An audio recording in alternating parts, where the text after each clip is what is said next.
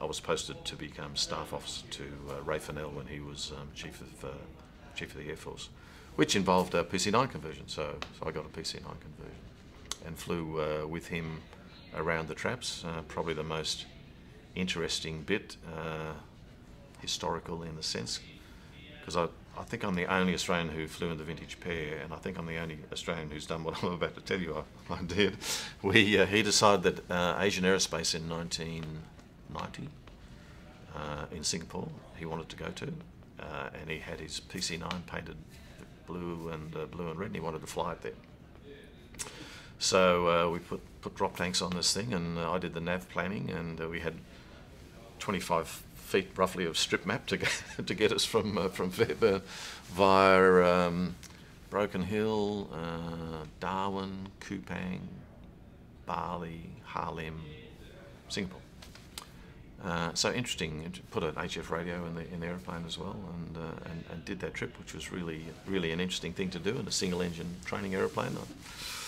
Yeah, and we got there, and the Russians were there, and they had a Sukhoi 27 there, and it was the typical Russian airplane. It was a really nice looking airplane, but you look at the wheels, no tread, all those sorts of things.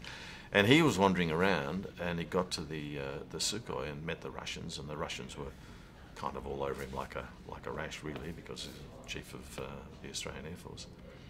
And they said, "Would you like to go for a fly?" Well, Ray Fennell did not need more than one offer to go for a fly, particularly in a Russian aeroplane, particularly because he would be the first Western chief to fly in a Sukhoi 27. So he said, absolutely. This was about midday. Turned to me and said, go and get my flying gear, get your flying gear, get the PC-9. This photographer who you lined up will be with you, and you're flying with us to take the photographs. And that was kind of about the extent of the briefing, and away we went. We got organised, cranked up, got out there, the Sukhoi, phew, about 4 o'clock, off it went, and then off I went, and he's kind of sitting there flying like that, waiting for me to catch up, and I'm going like this, trying to catch up, and end up in formation on the Sukhoi 27. So I had never in my whole life contemplated that I would ever be formating on a Russian aeroplane, least of all the Sukhoi 27. Flying a PC-9, extraordinary.